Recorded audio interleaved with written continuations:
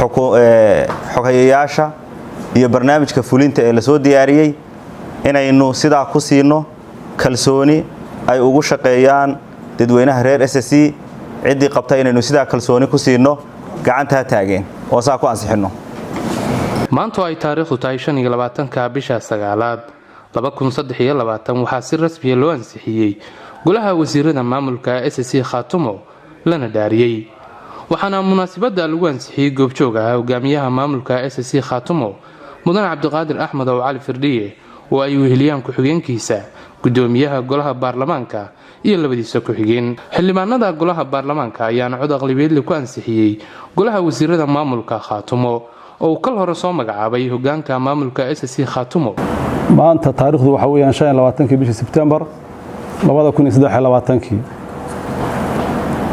waxay ku beegan tahay maalintii aynu cadawgii dadkeena gumaadayay ee xaqdarrada ku leynayay ee magaaladeena Madfaca iyo gantaha la dhacayay maalintii aynu ka sifeynay deegaanada bay ku beegan tahay.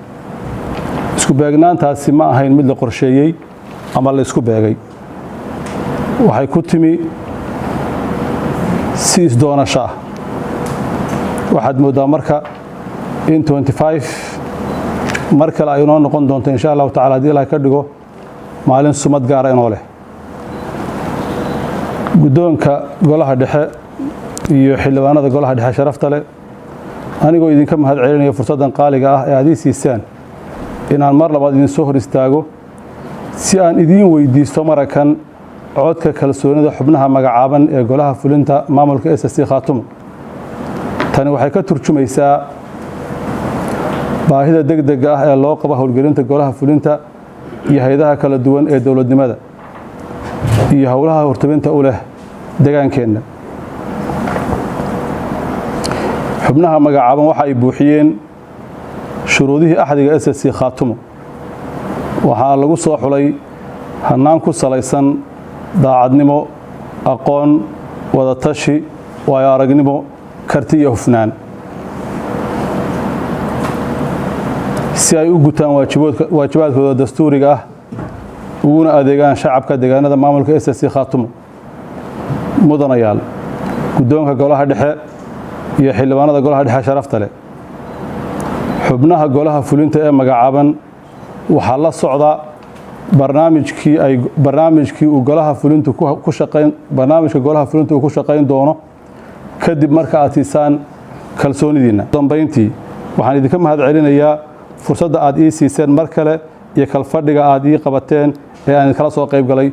waad mahadsantihiin. Cabdiqaadir Axmed oo Cali.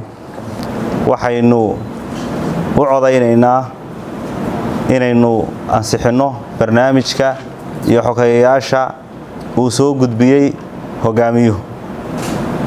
taasina guda galaynaa hadeerna insha Allah taala. xildhibaanada fadhiya goluhu waa 33 mudane 33 mudane oo kamida xubnaha golaha dhexe ayaa fadhiya xogayaasha iyo barnaamijka fulinta ee la soo diyaariyay inaynu sidaa ku siino kalsooni ay ugu shaqeeyaan dadweynaha reer SSC cidii qabta inaynu sidaa kalsooni ku siino gacanta taageen oo saa ku ansixino.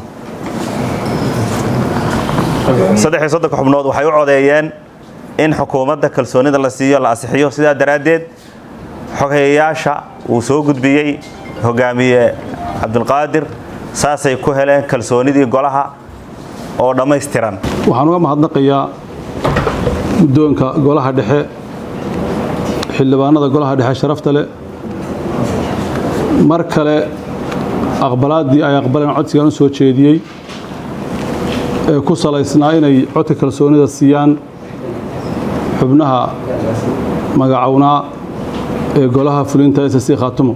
runtii wax lagu mahadiyo waxayna u egtahay in guushan barakadeeda ay wadato ilaa maalintuu bilowday halganku aad moodo inay dabayshu mar walba xaggeena u socoto.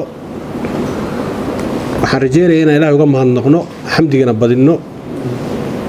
intaa ka bacdi aad baan ugu faraxsanahay runtii sida sharafta leh ee golaha dhexe SSC Khaatumo uu kalsooni buuxda u siiyay fulinta SSC khaatumo